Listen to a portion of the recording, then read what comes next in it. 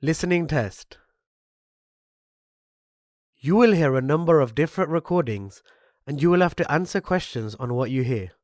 You will have time to read the instructions and questions and you will be given time to check your work. All the recordings will be played once only. The test is in 4 parts. Now turn to part 1. You'll hear a student asking for advice on her accommodation. First, you have some time to look at questions 1 to 6.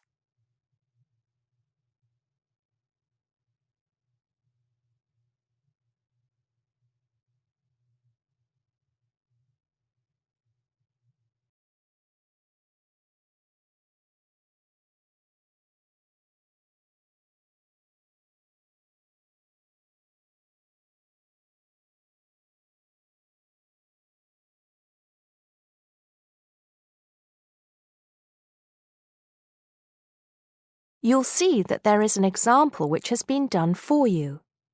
On this occasion only, the conversation relating to this will be played first. First, can you give me your name and address, please? Yes, I'm Maria Dominguez. Maria says her name, so Maria Dominguez has been written in the notes next to name. Now we shall begin. You should answer the questions as you listen, because you will not hear the recording a second time. Listen carefully and answer questions 1 to 6. Good morning. So, what can I do for you? Well, it's about the accommodation where I'm staying at the moment. First, can you give me your name and address, please? Yes, I'm Maria Dominguez, and the address is 12 Pine Tree Terrace. It's in Westcliff. I'm staying with 2 other students. There's actually 4 of us in the house, us 3 students and the lady who rents the house to us.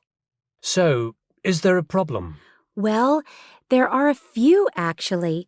You know, I'm a first-year student, and though I lived away from home for a while when I was studying over the summer in Mexico City, I've never lived abroad, and it's a big change for me. The course is tough, but that's not the main difficulty. I'm coping with that up till now, anyway. The accommodation was arranged for you by our office, wasn't it? It's a nice place by the sea. Okay, but it's difficult. There are only a few buses, and it takes about 50 minutes. It's just so far away, and there's no way I can get back if I want to stay on after 7. And also the other thing is, there's nothing to do there. It's basically just a village. All my friends stay on campus. What about the girls you live with?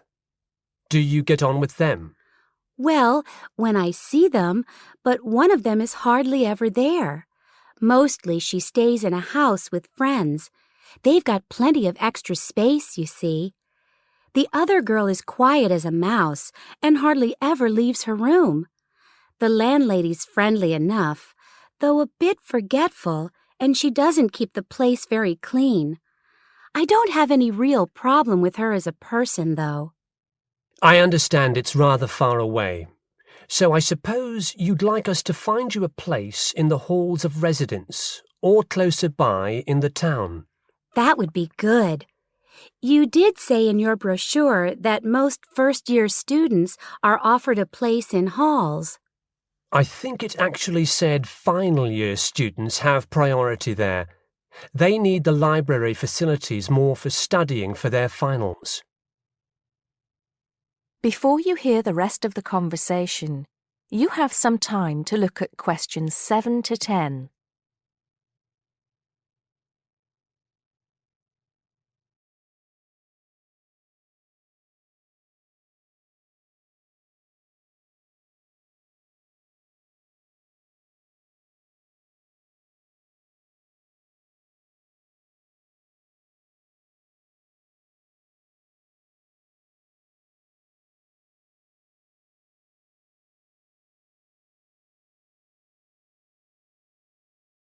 Now listen and answer questions 7 to 10. Anyway, let's see what we can do. Just a moment. I'll check what might be free. Sometimes students drop out or move from halls, though we were full at the beginning of term.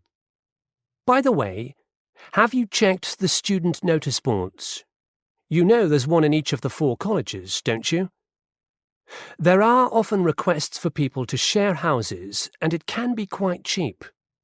No, I hadn't thought of that, but it's a bit of a risk living with complete strangers. Now, I see there's a room free in Hillside College. That's the one with the tall tower, right? That's it. It's the smallest college and has a reputation for being quite fun. Oh, but it's a shared room. Would you consider that? That's going to be a problem for studying, isn't it? What if she plays music all the time, and maybe we won't have anything in common? Maria, I see you're studying history. So is this girl, Francesca. She's Italian. Well, at the moment I'm doing the General Humanities course, which includes history, but actually I'm planning to change to literature quite soon. That's not the thing, though. I really want a room on my own. Right. I'm afraid I don't see any other openings. There's nothing showing up on the computer, at least on campus. Well, if I have to stay where I am now, I'm going to find it more and more depressing. Here's one more thing we can try. The university owns several places on the Thanet Road and also by the West train station. Both of these are about a 20-minute walk down the hill. They're not the newest of buildings, but I could check for you. Can you come back tomorrow? Oh, no, that's Saturday. What about Monday? Yes, sure. I'd really appreciate it if you could do something for me. Let's hope so. That is the end of section 1. You now have half a minute to check your answers.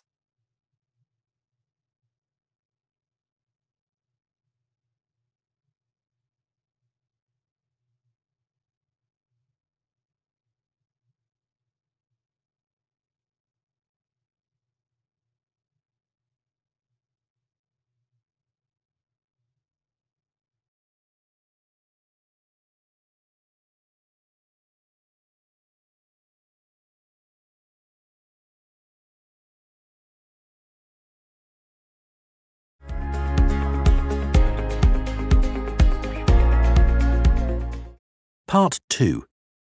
You'll hear a man talking about living and working on Trinidad.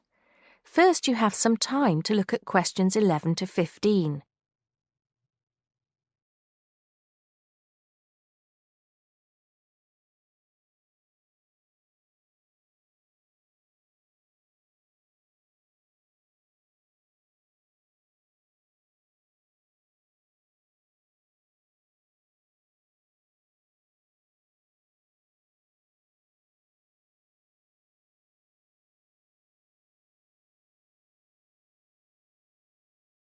Now listen carefully and answer questions 11 to 15. Hi, I'm Steve Pinfold, and I'm here today to tell you about my gap year, which I took about 20 years ago. Unlike many students these days who go travelling or get some work experience between school and university, I decided to do something completely different after finishing my degree. I applied to work for a charity organisation. What it does is it sends people with particular skills to countries where those skills are needed. Apart from having some experience teaching English to summer school students, I didn't have any particularly useful skills, I thought, but luckily I was still accepted. I had to find the money for the flight, but you get free accommodation. I stayed with a family of 5. And you do get paid, but not much. It's a bit like pocket money, enough to get by. I worked in an orphanage and taught English at a local school. Where was I? Well, originally I was going to be sent to a village in India, but at the last minute the organisation decided to send me to Trinidad. Now, this is a fascinating place. It's an island in the Caribbean. Well, in fact, the country is actually 2 islands. The smaller one is called Tobago, which is connected somehow to the word tobacco. Anyway, there I was, a young white guy living and working on an island which is mostly a mixture of descendants from Africa and India. The Africans were originally brought over as slaves, and the Indians came later as indentured workers. That means they agreed to come for a specific time, but many of them stayed. There are also some Trinidadians of Chinese and British origin, though the native inhabitants were basically wiped out by colonialization. I myself felt completely accepted and had the time of my life. The language everyone speaks is English, so there was no problem for me there, but some concepts don't quite translate. They're pure Trinidadian. There's the term liming, for example, which means sitting around watching the world go by. Also, there's the famous carnival, when the whole island is taken up in playing mass. For a whole month, around February or March, it depends when Easter is, everyone's busy preparing costumes, practicing calypsos, soca and steel pan music, and most importantly, partying. Before you hear the rest of the talk, you have some time to look at questions 16 to 20.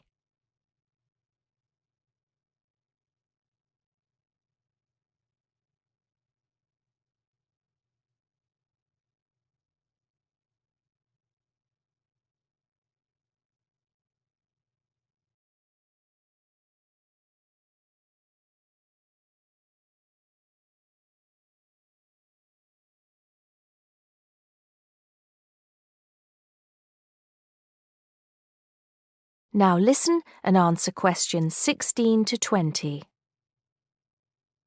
When the actual official carnival starts, it's days of 24-hour dancing in the streets.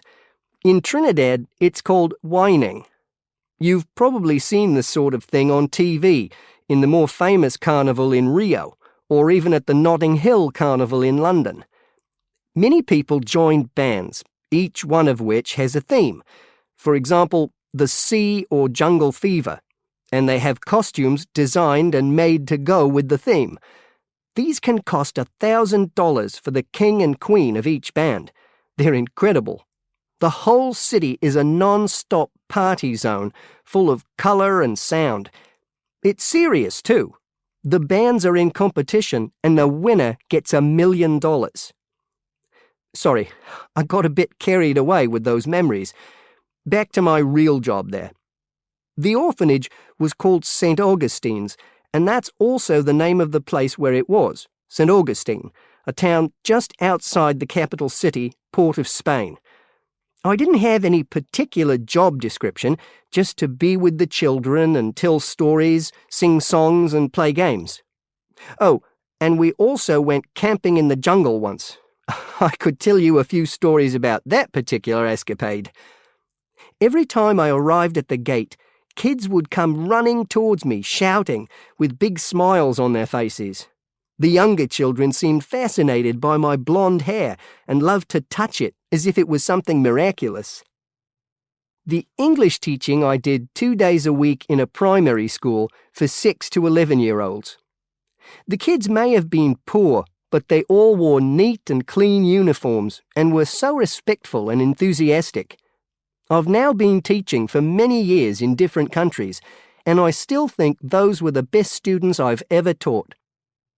What else did I do while I was there? I swam a lot.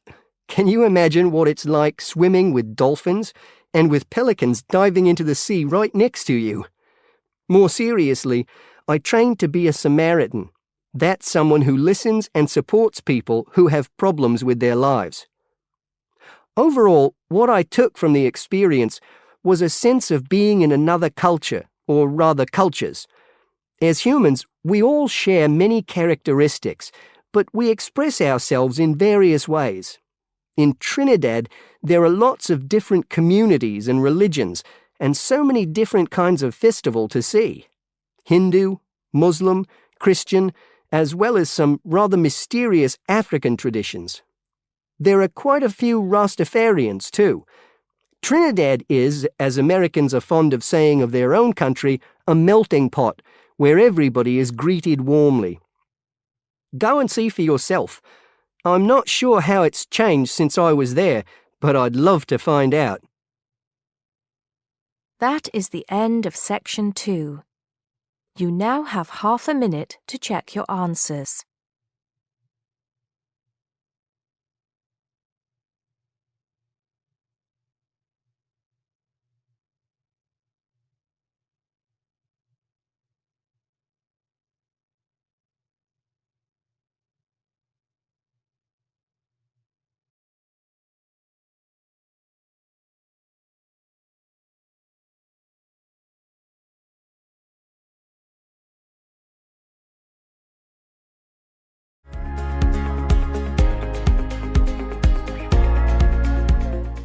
Part 3. You'll hear 2 students talking about different aspects of their university. First, you have some time to look at questions 21 to 26.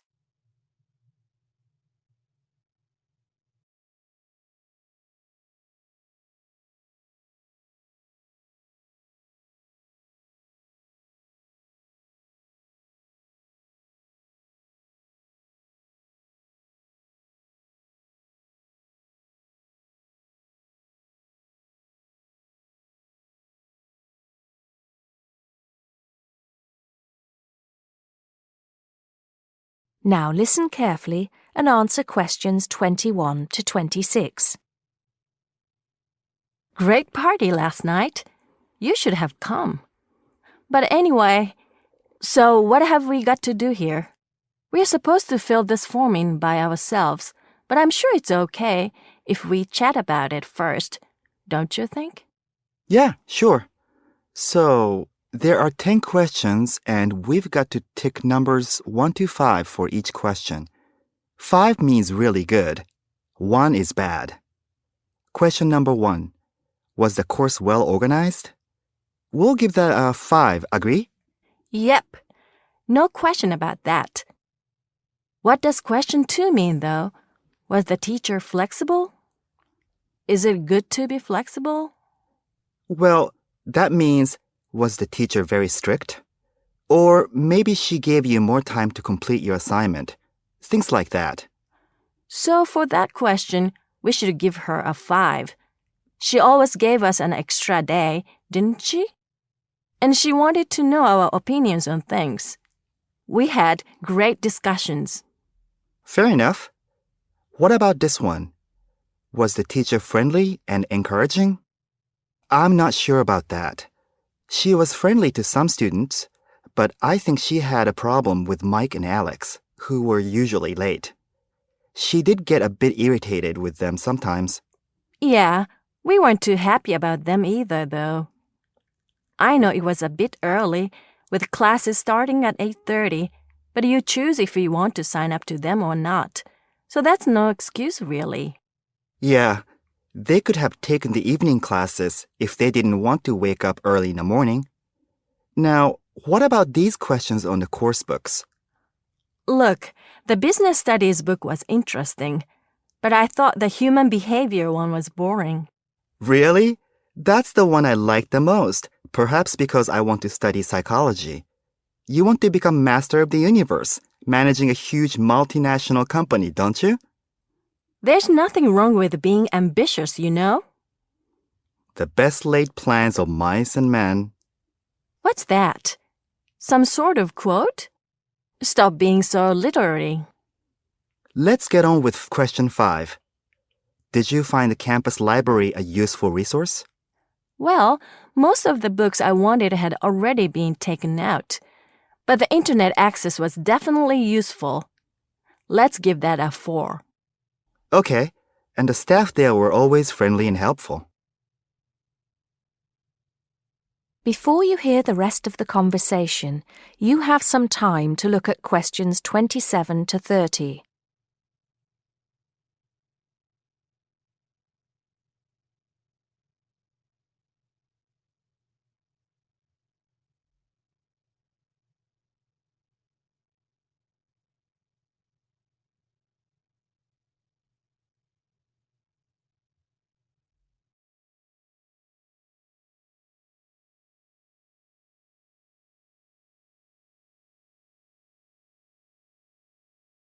Now listen and answer questions 27 to 30.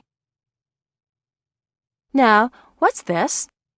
You know, they keep going on at us about how we don't use the off-campus library enough. I suppose this question is to test if we know where things are there. So here's a plan of the library. You use it more than me. I've only been there once, actually. You tell me. Right. So as you go in, the librarian's desk is on your right.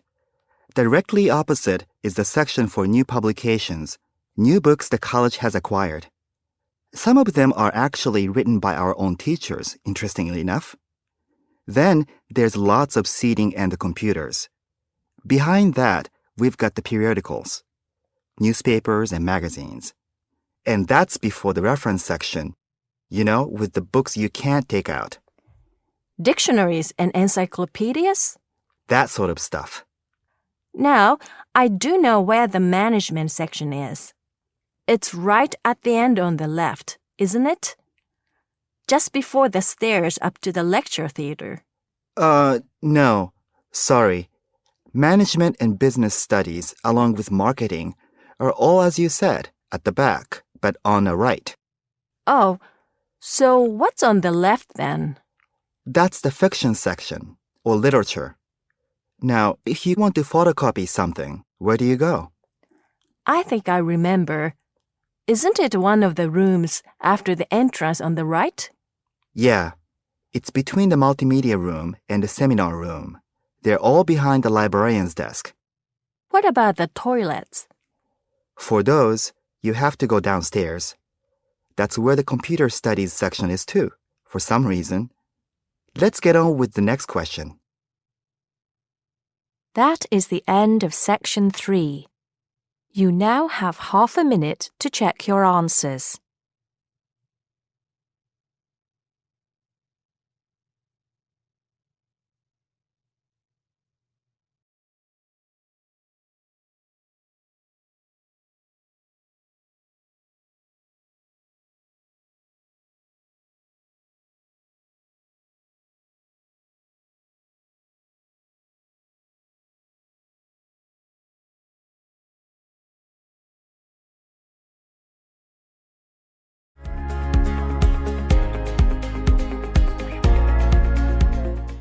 Part 4.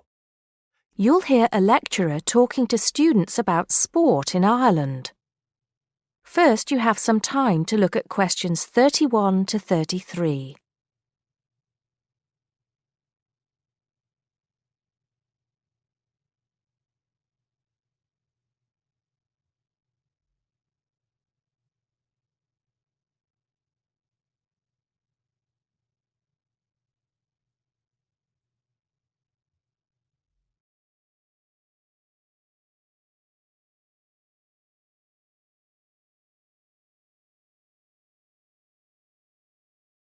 Now listen carefully and answer questions 31 to 33. Now, today we're going to be finding out about the most popular sports in the Emerald Isle. That's Ireland, of course. Can you guess what they are? Well, there are these two lesser-played games, a form of rounders and Gaelic handball. But we'll start with one which is perhaps over 3,000 years old, arriving in Ireland with the Celts, some claim. That may be a slight exaggeration, but I consider it to be the fastest field game in the world, and it goes by the name of hurling. Well, that's what it's known as in the English-speaking world anyway. So, what do you have to do? You've got 15 players on a team, one of them the goalkeeper. Each one has a stick called a hurley. Here you are. I've brought mine along. Had it since I was at school. This is what it looks like, and basically you have to get this ball, called a sliotar, that's S-L-I-O-T-A-R, so it's not spelt the way it's pronounced. You hit it into the net for 3 points, or you can hit it over the net for 1 point. The goal looks like the letter H, with the net under the crossbar. The goalie has a bigger stick than the others to help keep the ball out. You can also catch the Schlither and run with it for 4 steps maximum, or bounce it on your stick. Is that clear to you all? I'll be showing you a video a bit later, so you can see what a game actually looks like. You might like to think of it as a mixture of lacrosse, hockey, and baseball. Oh, and it's played by women too, but it goes by the name of camogie in that case. Before you hear the rest of the talk, you have some time to look at questions 34 to 40.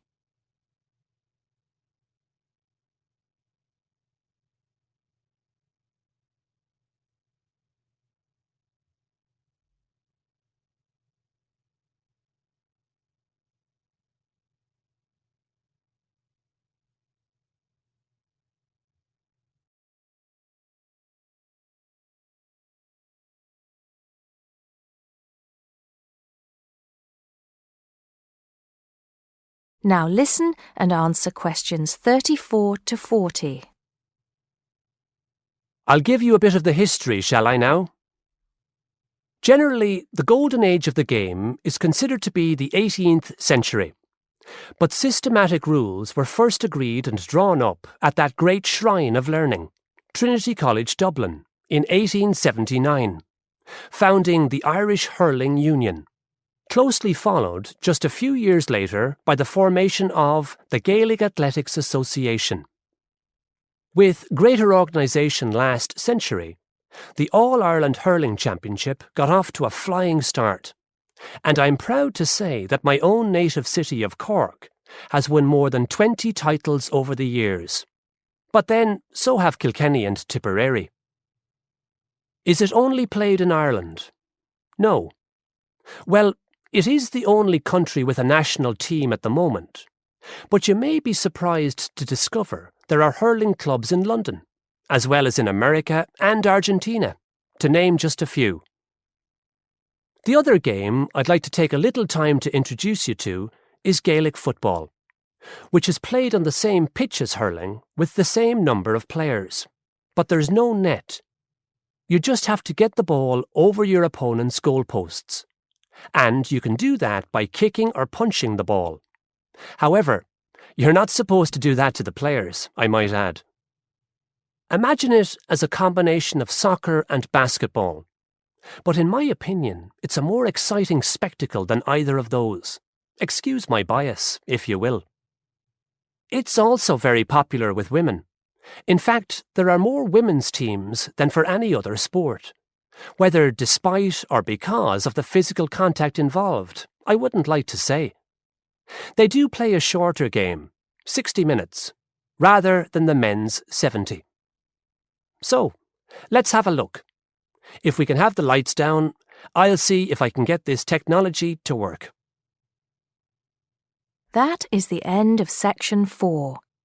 You now have half a minute to check your answers.